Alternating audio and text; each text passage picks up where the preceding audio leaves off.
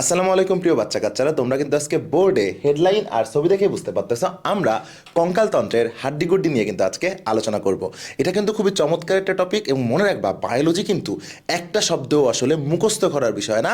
Biology কিন্তু অনেক সহজ একটা সাবজেক্ট, বায়োলজি কিন্তু বুঝে বুঝে পড়া যায়, অনেক সহজ একটা সাবজেক্ট। তো চলো আমরা আজকে কঙ্কালতন্ত্রের হাড্ডিগুড্ডিতে প্রবেশ করি।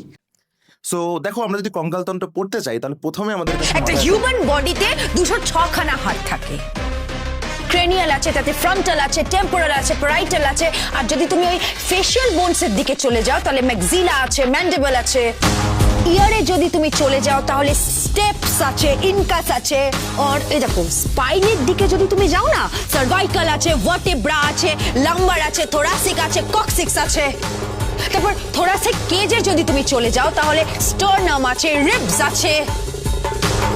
যে কটা হাড় আছে প্রত্যেকটা ভেঙে গুড়িয়ে দাও, ওকে বুঝিয়ে দাও যে বায়োলজি অত সহজ সাবজেক্ট নয়, অত সহজ সাবজেক্ট নয়।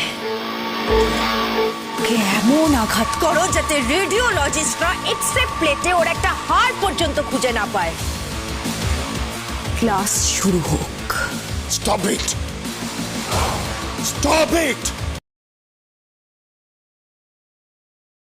বায়োলজি অত সহজ সাবজেক্ট নয়, বায়োলজি কিন্তু অনেক সহজ একটা সাবজেক্ট, বায়োলজি কিন্তু বুঝে বুঝে পড়া যায়, অনেক সহজ একটা সাবজেক্ট। বায়োলজি অত সহজ সাবজেক্ট নয়।